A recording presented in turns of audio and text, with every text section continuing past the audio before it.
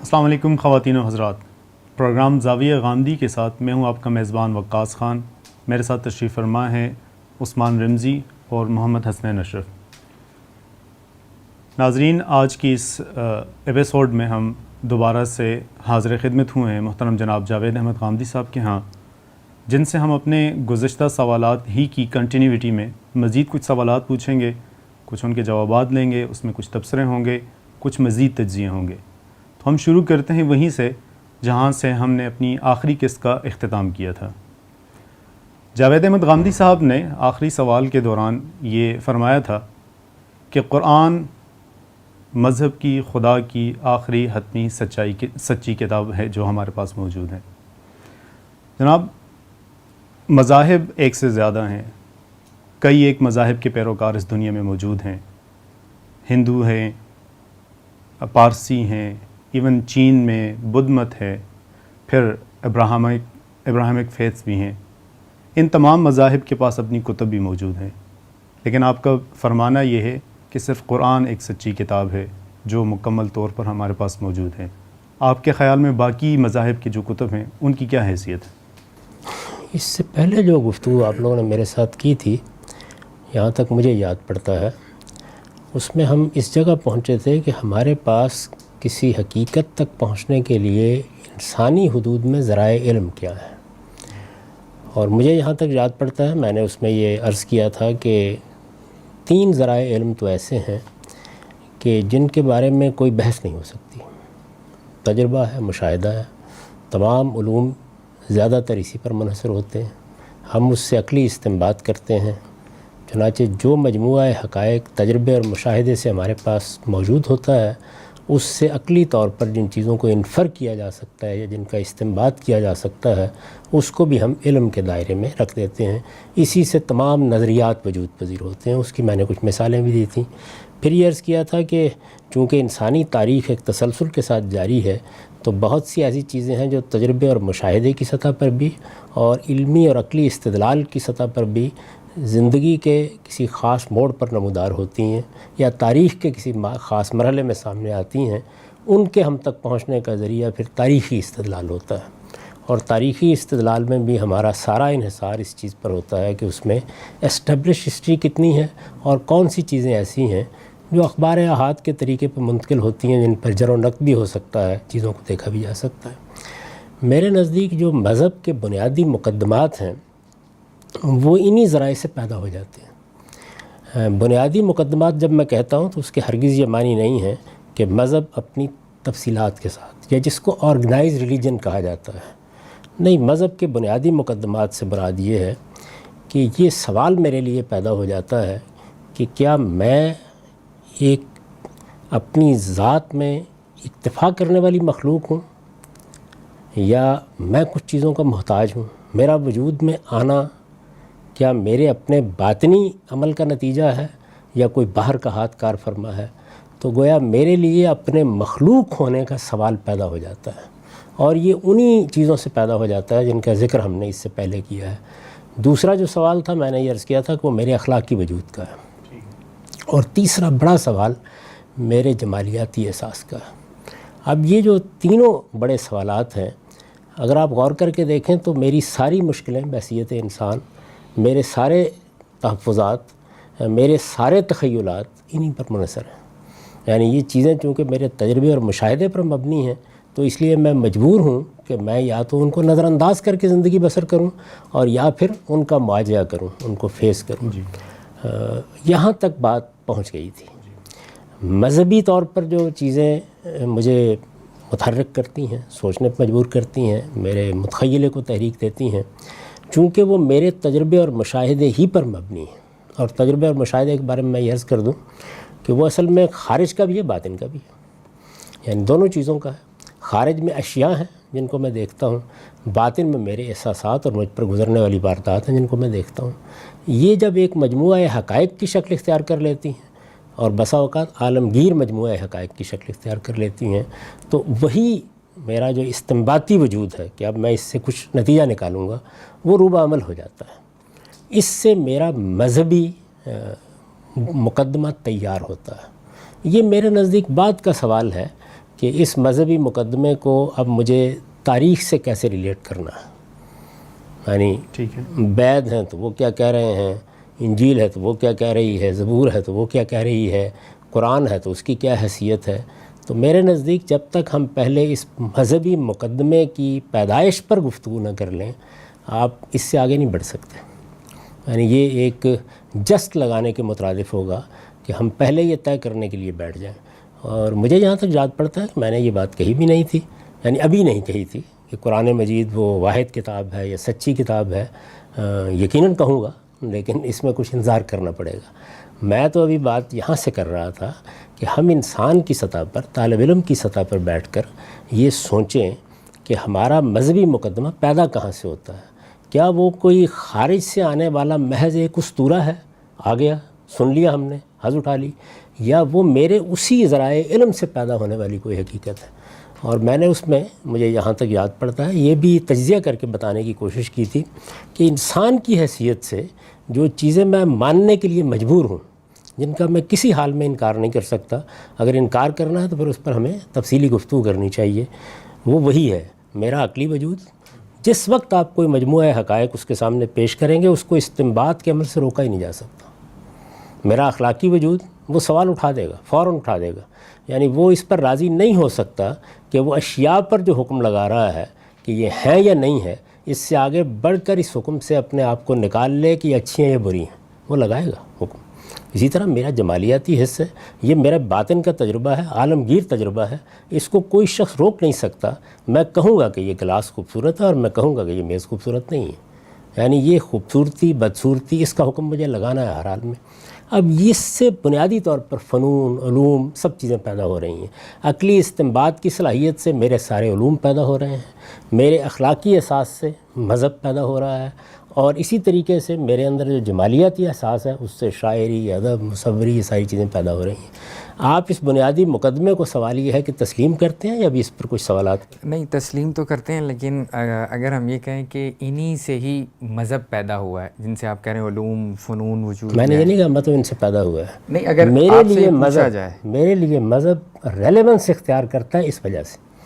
یعنی دیکھیے، میری بناء استدلال یہ ہے کہ کوئی چیز اگر میرے باطن سے نہیں اٹھی، وہ میرا تقاضا نہیں بنی، تو وہ باہر سے آ کے میرے اندر تحریک پیدا نہیں کر سکتی. یہاں مسئلہ ہے، باطن میں جو علم پڑا ہے وہ اصل میں خارج کا علم ہے، وہ وحی کردہ علم نہیں ہے، یا وہ پہلے سے موجود پیکج نہیں ہے جسے ایکسپلور کیا جائے گا. تو اس سے جو بھی احساس پیدا ہوگا وہ اصل میں خارج کا احساس ہی ہوگا. مثال کے طور پر ہم، شاید یہ اچھی مثال نہ لگے، اس کو لے لیتے ہیں کہ میرا ایک باطنی احساس ہے کہ مجھے سر درد ہوتا ہے. یہ خارج میں کہاں پڑا ہوا ہے؟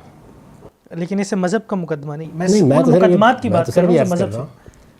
اخلاقی احساس کی نوعیت بھی یہی ہے. وجہ یہ ہے کہ اشیاء باہر پڑی ہوئی ہیں، حکم کہاں سے آئے گا ان کے بارے میں؟ یعنی یہ بات کہ یہ چیز اچھی ہے یا بری ہے، اگر وہ اشیاء اپنے اندر سے حکم خارج کرتی ہیں تو ان کو میرے لیے اور ایک میرے گھر میں بندھی ہوئی بھیڑ کے لیے یکساں خارج کرنا چاہیے.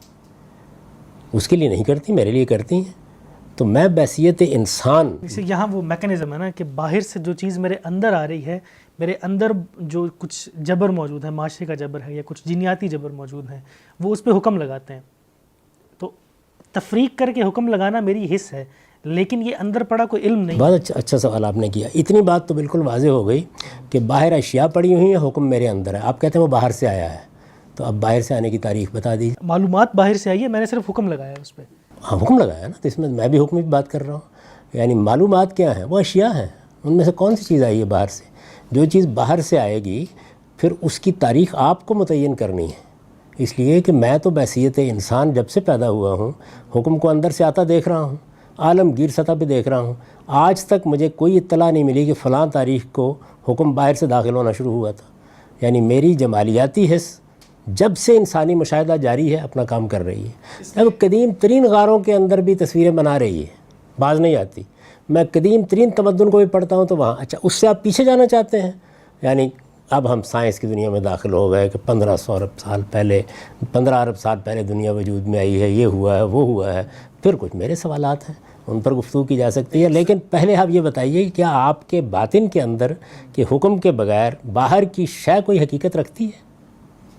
باہر اشیاء پڑی ہوئی ہیں، اس میں کوئی انکار نہیں ہے، اس لیے کہ میرا مشاہدہ دیکھ رہا ہے اس کو. اصل میں یہ جو جبلی چیزوں کو ہم یہ کہتے ہیں کہ یہ ہمارے باطن کے اندر موجود ہیں، یہ بہت اچھی بات ہے، ٹھیک ہے موجود ہیں، لیکن اس کے ساتھ ہی جو اگلی بات ہم کہہ دیتے ہیں کہ اخلاقی احکام بھی ہمارے اندر، یا اخلاقی سینس جو ایتھیکل سینس ہے، ہمارا مورل سینس ہے، وہ بھی احکام inbuilt نہیں، ہے. وہی اخلاقی حص. حص. احکام تو زیر بحث آتے ہیں. بالکل وہ جو احکام اصل میں سینس ہے ہمارے دوسری چیز ہے میرے پاس جس سے وجود پذیر ہوتے ہیں. اخلاقی احساس کے ساتھ میرے اندر استنباط کی صلاحیت ہے، یعنی شے باہر پڑی ہوئی ہے، حکم اندر سے آتا ہے، استنباط کی صلاحیت کام کرنا شروع. ایگزیکٹلی یہ جو مورل سینس ہمارے اندر موجود ہے، اس کا اظہار یکساں نہیں ہے. تاریخ میں ٹھیک ہے رہا ہے، لیکن پچھلے 100 سال سے بہت ساری ایسی سوسائٹیز ہیں جہاں پہ پیدا ہونے والے بچے، جہاں پہ پیدا ہونے والا انسان اس طرح سے نہیں سوچتا. جی سنجیدہ انحرافات ہیں، سنجیدہ انحراف. وہ اس سے یوں محسوس ہوتا ہے کہ باہر سے ہی آتا ہے. ایک خاص سوسائٹی تھی جہاں پہ مذہب ڈومیننٹ تھا، تو وہاں پر تو ایسا ہی لگتا تھا کہ بھی یہ ہمارے اندر موجود ہے، لیکن اب جب نہیں تو فریڈم کا احساس ہوتا ہے. خالق کے بجائے خود سب کچھ کرنے کا احساس زیادہ جو ہے نا فروزاں ہوتا ہے انسان کے اندر. یہ میں اس سے ابھی کوئی اختلاف نہیں کروں گا، یقیناً ایسا ہی ہوگا، لیکن سوال یہ ہے کہ کیا اخلاقی حس غائب ہو گئی ہے عالمی سطح پر؟ میرے مخلوق ہونے کا احساس غائب ہو گیا آخری سطح پر؟ نہیں، لیکن وہ حس جو مذہب کے مقدمات کو تقویت پہنچاتی تھی، وہ حس ختم ہو رہی ہے. نہیں، مذہب کے مقدمات تو ابھی زیر بحث ہی نہیں آئے. ابھی تو یہ مسئلہ پیدا ہو گیا ہے کہ میں چیزوں پر اچھے اور برے کا حکم لگانے سے باز نہیں آ رہا. ٹھیک ہے، یہ بات تو اسٹیبلش ہے. یعنی پہلے تو بنیادی چیز کو دیکھنا پڑے گا نا. اب یہ کہ وہ حکم کون سا ہے، وہ حکم وہ ہے جو وید مقدس میں لگایا گیا ہے، وہ حکم وہ ہے جو بھگوت گیتا میں لگایا گیا ہے، وہ حکم وہ ہے جو پہاڑی کے آواز میں لگایا گیا ہے، وہ حکم وہ ہے جو قرآن مجید میں لگایا ہے. یہ بات کی بحث ہے. پہلا سوال یہ ہے کہ میں ایک مذہبی انسان کی حیثیت سے زندگی بسر کیے بغیر رہ نہیں سکتا. یعنی میرا جو مذہبی احساس ہے بالکل ایسے ہی جس طرح کہ میری جمالیاتی حس ہے. یعنی میری جمالیاتی حس کا اظہار پہلے گھروں کو اور طریقے سے سجانے پہ ہوتا تھا. میں جب پہلی مرتبہ ان کے صوبے میں گیا تو مجھے وہ ٹرک نظر آئے جو ایک خاص طرح سے سجے ہوئے ہوتے ہیں. ہو سکتا ہے کہ میں ان کو پسند کروں، ناپسند کروں، ممکن ہے کہ مجھے سادہ چیزیں زیادہ اچھی لگتی ہوں، لیکن یہ کیا یہ احساس کی چیزوں کو بنانا ہے، سنوارنا ہے، تزئین کرنی ہے، خوبصورتی کوئی چیز ہوتی ہے، یہ کیا عالمگیر سطح پر ختم ہو گیا؟ یعنی آج اطلاع مل گئی ہے دنیا کو کہ اب لوگ جمالیاتی احساس کے اظہار سے عاری ہو گئے. سر اس مورل سینسبلٹی کے اوپر قدیم جو انسانی تہذیبیں یا سماج جو تھے اس حوالے سے بھی کچھ سوالات اٹھائے جاتے ہیں. مطلب اس طرح کی سینسبلٹی جو آج ہمارے ہاں پائی جاتی ہے یا انسان کی تہذیبی ادوار میں پائی گئی ہے، اس سے پہلے کے جو ہنٹر گیدرز کا دور تھا اس میں نہیں پائی جاتی تھی. تو تب یہ تھا نہیں، یا تب کیا وجوہات تھیں؟ انسان نے ایکوائرڈ کی ہے نا یہ والی جو صلاحیتیں آپ نے بتا رہے ہیں. کوگنیٹو ریولوشن آیا ہے، نارمیٹو، یہ کہنے کو تو آپ کہہ دیں گے، انسان نے لیکن ڈیولپ یہ کر ہے لی کہ پھر وقت کے ترتیب ساتھ. بدل جائے گی. پھر آپ کو میرے سوالوں کا جواب دینا پڑے گا، پھر آپ کو بتانا پڑے گا کہ یہ اس وقت موجود نہیں ہے، اس کے دلائل یہ ہیں. یہ اس وقت پیدا ہو رہی ہے، اس کے دلائل یہ ہیں. یعنی کہانی تو نہیں آپ سنا سکتے نا، کیونکہ جن مقدمات پر میں گفتگو کر رہا ہوں یا جن کو میں تاریخ کے یا انسان کے ناگزیر مقدمات سمجھتا ہوں، وہ تو آج بھی عالمگیر سطح پر اسی طرح موجود ہیں. وہ معلوم تاریخ میں بھی اسی طریقے سے موجود ہیں. آپ کسی چیز کی نفی کرنا چاہتے ہیں تو آپ اصل میں یہ بتانا چاہتے ہیں کہ انسان کبھی انسان نہیں تھا. جی، معروف معنوں میں وہ انسان نہیں تھا، یہ تو وہ کہتے ہیں. اس پہ گفتگو ہو سکتی ہے، کبھی انسان نہیں تھا. اب وہ کیا فی الواقع ایسا ہے؟ تو ظاہر ہے کہ انسان کبھی انسان نہیں تھا. کہ دو اپروچز ہو سکتی ہیں. ایک یہ اپروچ ہو سکتی ہے کہ آپ سائنسی طریقے سے اس بات کو ثابت کر دیں کہ انسان کبھی انسان نہیں تھا، اور ایک یہ ہے کہ کسی مذہبی استدلال پر گفتگو ہم شروع کر دیں. لیکن اگر انسان ہے اور آج بھی ہے اور معلوم تاریخ میں صدیوں سے انسان ہے، تو آپ جہاں کہیں بھی جائیں گے اس کی اخلاقی حص اپنا کام کرتی ہوئی نظر آئے گی، اس کا جمالیاتی احساس اپنا کام کرتا ہوا نظر آئے گا. وہ عقلی استنباط سے باز ہی نہیں رہے گا. اس کا بچہ بھی باز رہنے کے لیے تیار نہیں ہوتا. یعنی وہ بھی 5-6 سال کی عمر میں عقلی استدلال کی پٹاری کھول کر بیٹھ جاتا ہے. آپ مذہبی مقدمات جنہیں کہہ رہے ہیں، آپ متعین طور پہ بتا سکتے ہیں کہ وہ کیا مقدمات ہیں جنہیں آپ بتا رہے ہیں کہ وہ انسان کے اندر موجود ہیں، بالکل ایسے جیسے آپ جمالیاتی حس کی بات کرتے ہیں؟ بنیادی طور پر دو ہی ہیں. یعنی میرے اندر شدید احساس کہ میں مخلوق ہوں، میں بنا ہوا، میرے اندر اپنے اوپر خود تصرف کرنے کی صلاحیت نہیں ہے. میں اپنی احتیاج کو پہلے ہی قدم پہ محسوس کر لیتا ہوں، اور یہ زندگی بھر میرے ساتھ لگی رہتی ہے۔ جتنا میرا زیادہ فلسفیانہ تفاوت ہوتا ہے، میری احتیاج اور میرا مخلوق ہونا واضح ہوتا چلا جاتا ہے مجھ پر۔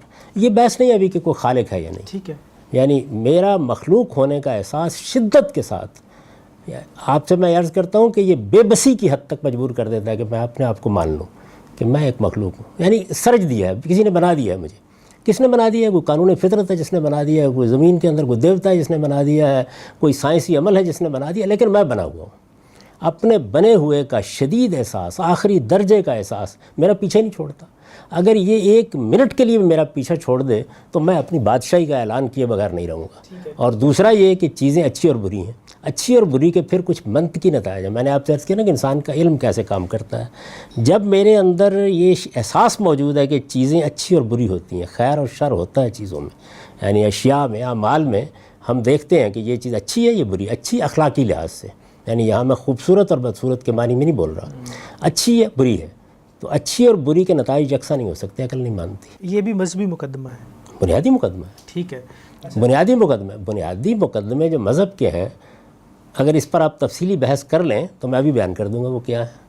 یعنی ساری مذہبیت جو کچھ میری مذہبیت، میں نے پہلے عرض کر دیا تھا کہ مذہب کی تاریخ جب زیر بحث آئے گی تو میں یہ عرض کروں گا کہ مذہب کیسے پیدا ہوتا ہے۔ مذاہب وہ بھی ہیں جو انسان نے پیدا کیے ہیں، لیکن میرا مذہبی احساس جو فوری طور پر ریلیٹ کر جاتا ہے پیغمبروں کے دیے ہوئے مذہب سے، پیغمبروں کی دی ہوئی تعلیم سے، وہ پیدا کہاں سے ہوتا ہے؟ یعنی وہ کون سی چیز ہے جس نے مجھے ظرف بنا دیا ہے کہ وہ جب ڈالنا چاہتے ہیں اس میں اپنے جام سے کچھ تو میں لپک قبول کرتا ہوں۔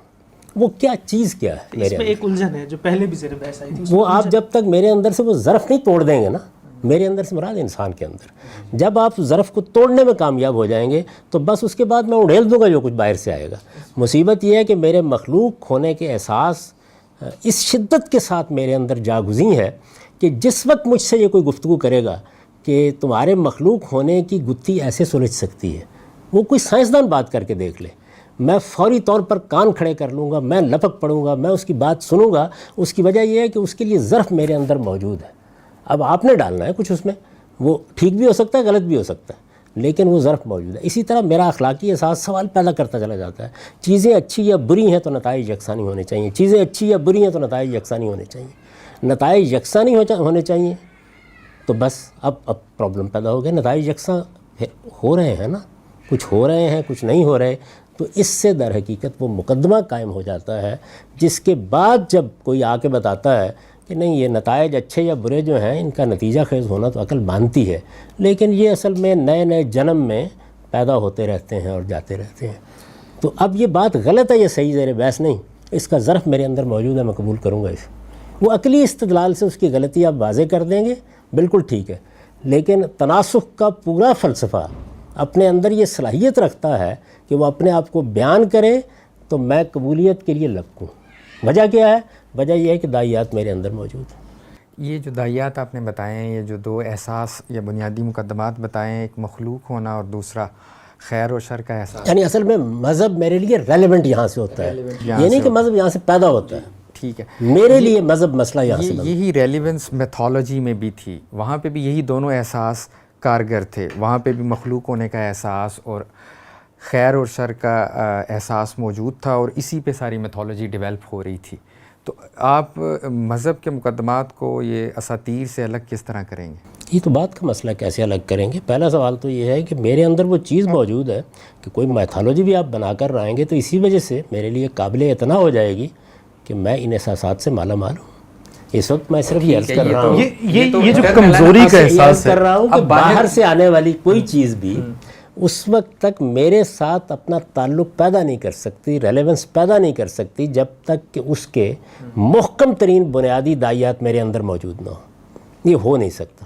ایسا نہیں ہے سر کہ یہ کمزوری کو آپ انسان کی کمزوری کہہ لیں یا اس کی خواہشات کا زیادہ ہونا، لیکن کیپیبلٹیز کا، اسکلز کا کم ہونا، اس چیز کو ہم خالق اور مخلوق والے احساس کی طرح سے تعبیر کرتے ہیں۔ لیٹ سپوز کہ ہم پرندوں کو اڑتا تو دیکھتا ہے انسان، لیکن اڑ نہیں پاتا، تو وہ کہتے ہیں کہ اس کو اڑنے والا کسی نے بنایا اور مجھے زمین پہ چلنے والا کسی نے بنایا ہے۔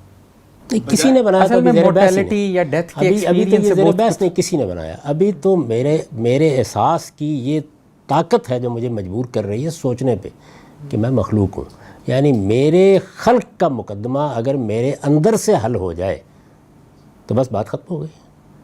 تو میں تو صرف ابھی گزارش کر رہا ہوں کہ انسان کے اندر وہ ظرف کیسے پیدا ہوا ہے جس میں اب ساقی نے کوئی جام آ کے تاریخ میں پیچھے جا کے اس ظرف کا مطالعہ کرنا چاہیے آپ کو. اگر آپ کا یہ اگر مقدمہ ہے تو میں یہ چاہوں گا کہ آپ مجھے پیچھے لے جا کے تاریخ میں دکھائیں کہ دیکھیں انسان آج سے ہزاروں سال پہلے اسی ظرف کے ساتھ موجود تھے اور یہ معاملات ایسے ہوتے رہے. کیونکہ اگر ایسا تھا تو بہت سارے دوسرے مذاہب جو ہیں جن کے اندر نہ خدا کی بحث ہے نہ خیر و شر کے معاملات ہیں, صرف کوئی ایک خاص تصوف پایا جاتا ہے بس.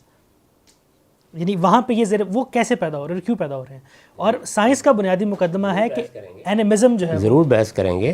ہو سکتا ہے کہ آپ نے ایک بالکل ہی دوسری چیز کو مذہب کا نام دے دیا ہو. ٹھیک ہے, یعنی میں تو اس مذہب کی بات کر رہا ہوں جو میرے ساتھ تعلق پیدا کرتا ہے. اگر کسی مذہب میں انسان کے اس بنیادی مسئلے کے بارے میں گفتگو نہیں کی گئی اور میرے اخلاقی احساس کا جواب نہیں دیا گیا تو وہ مذہب کی تاریخ پر پورا کیسے اترے گا؟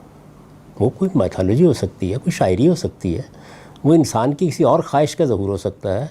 میرے لیے تو مذہب, اگر میرے یہ دونوں معاملات آپ ختم کر دیں, یعنی آج تو آپ ایک بڑے مقام پر کھڑے ہیں نا, اس لیے کہ آپ نے ایک ایسا علم بہت ترقی دے کر اس مقام پر پہنچا دیا, یہاں بڑے بڑے مقدمات حل ہو گئے ہیں, کائنات میں بے شمار چیزیں ایجاد ہو گئی ہیں.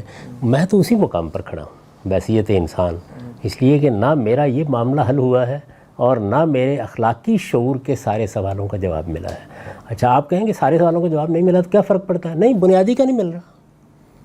میں یہ کہہ رہا ہوں کہ یہ سوال جو پیدا ہوئے ہیں یہ سوال اصل میں باطن کے سوالات نہیں تھے, یہ سوال ایک تاریخی تسلسل کے سوال ہیں. بہت اچھی بات ہے, تو آپ کو بتانا چاہیے مجھے یہ فلاں تاریخ سے پیدا ہونے شروع ہوئے ہیں, پھر تاریخ میں میں کیوں جاؤں, یہ تو آپ کو جانا ہے.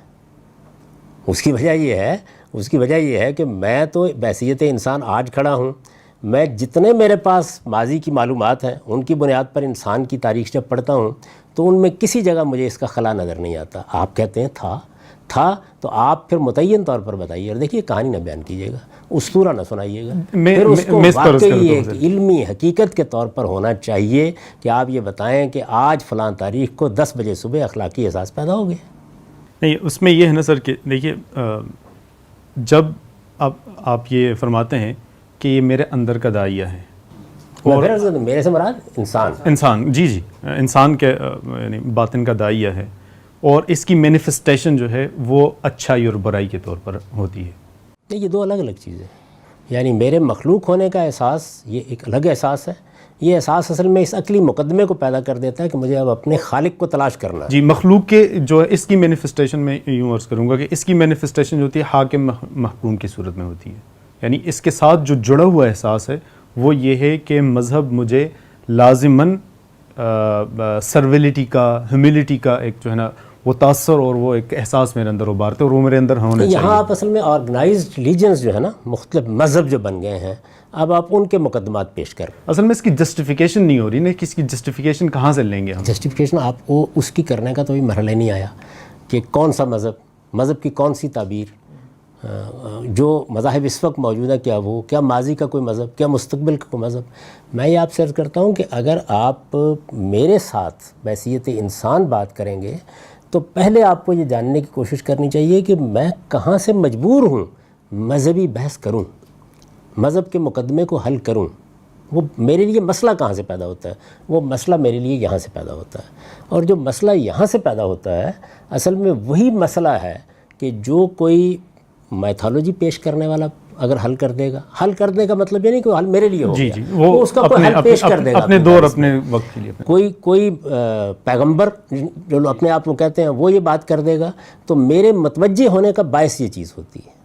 کوئی بھی شخص آئے. اچھا, سائنس بھی جب اس مسئلے پر گفتگو کرتی ہے سب سے بڑی خبر بن جاتی ہے.